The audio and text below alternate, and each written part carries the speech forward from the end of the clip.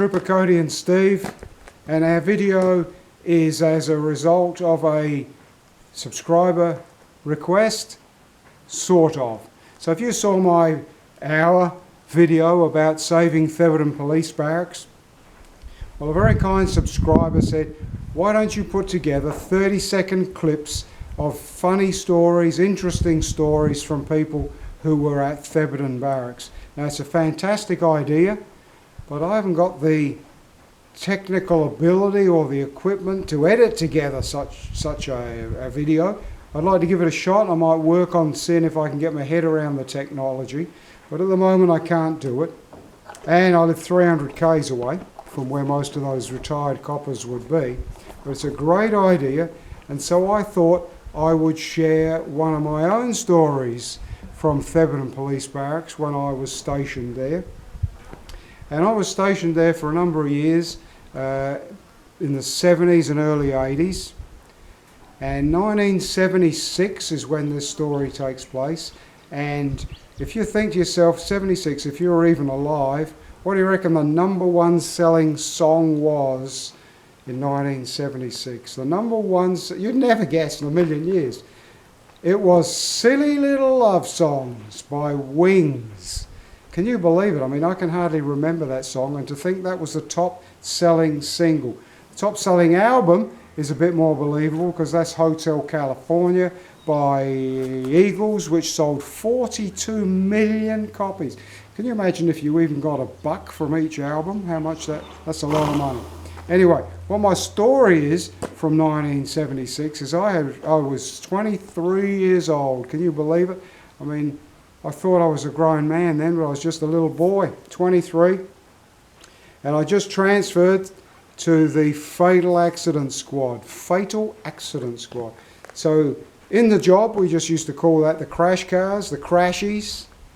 And all we dealt with was fatal accidents, hit-run accidents where someone was hurt, and departmental accidents where police cars, motorcycles had been involved in an accident. Primarily all we did was fatal accidents. When I went to the squad in 76, it had just changed its name. It wasn't palatable anymore to be the Fatal Accident Squad.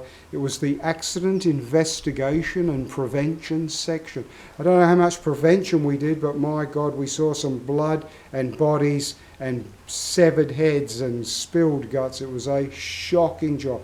Did it for 6 years. But anyway, what's my particular Thebarton Barracks story? Remember Thebarton Barracks, built in 1917. It was pretty old. When you were on the crash cars, only one crew of 2 blokes worked night shift. You worked from 11 at night till 7 in the morning. You were responsible for the whole state if a fatal accident happened. Certainly in the metro area, just the 2 of you were on duty. Thebarton Barracks back then was primarily for the mounted horses and for police motorcycles. So nobody else worked night shift. You know, it's no good having radar out working at 4 in the morning because there's no one on the roads, and nobody's going to be taking a horse out in the dark.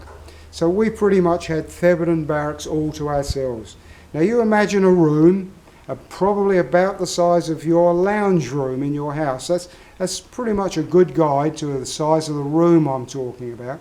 And in that room were 3 desks and a swag of filing cabinets, and 3 sergeants used that office. 3 grumpy, crusty old veteran sergeants worked in that office.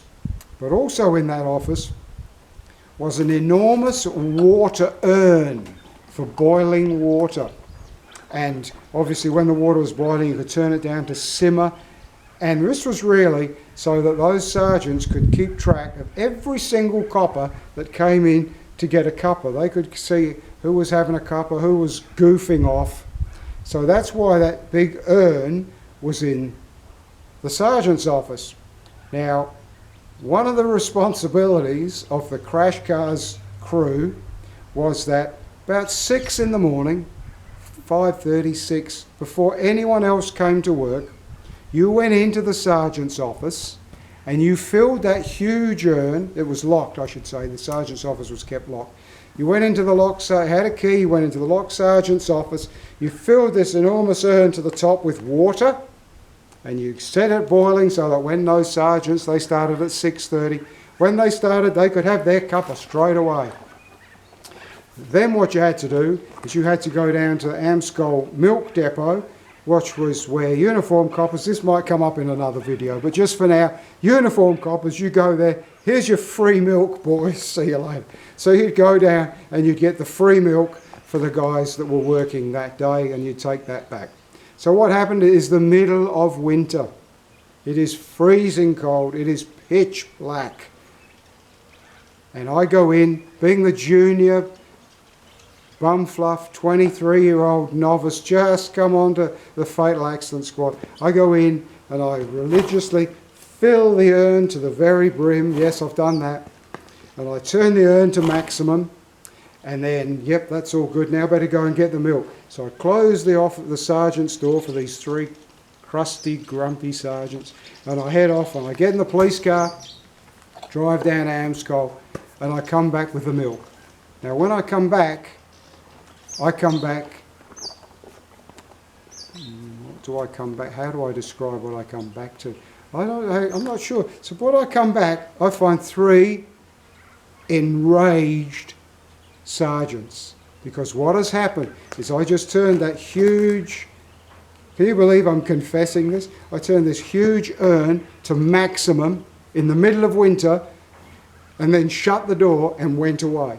And what happened on that freezing cold day is that water started boiling, and it kept boiling because there was no one to turn it down to simmer, and it kept boiling, and it kept boiling, and it kept boiling, and it kept pumping out steam into this office with 3 desks in it, and it pumped out steam into an office in which every copper in those days was virtually a chain smoker, and the walls and the ceiling was stained chocolate brown with nicotine and smoke, and all that steam had come out and had then, through condensation, had settled on the walls and settled on the ceiling. And I stood at the door to the sergeant's office and I looked in, and it was as if someone had taken a fire hose and blasted it at the ceiling, and then that ghastly brown water had dripped down, and every sergeant's desk was soaked in, was running with water. Every shelf was running with water. Every filing cabinet was running with water.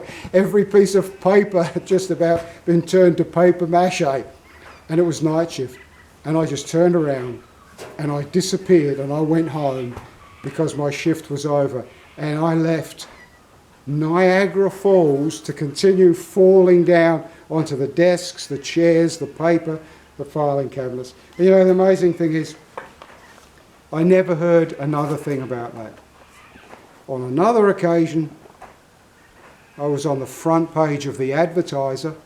I got on the front page of the newspaper because I'm standing in a wrecked car trying to get a couple of dead teenagers out of this wrecked car, standing in it, and I got in the huge shit because I wasn't wearing my hat. There's a real big thing back then about, why weren't you wearing your hat?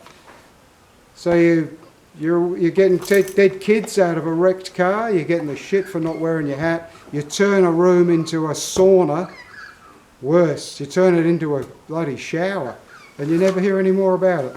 No rhyme or reason. Anyway, long story, long story. Old war stories by coppers, eh, Cody? You've heard them all before, haven't you, mate? Drives in posse.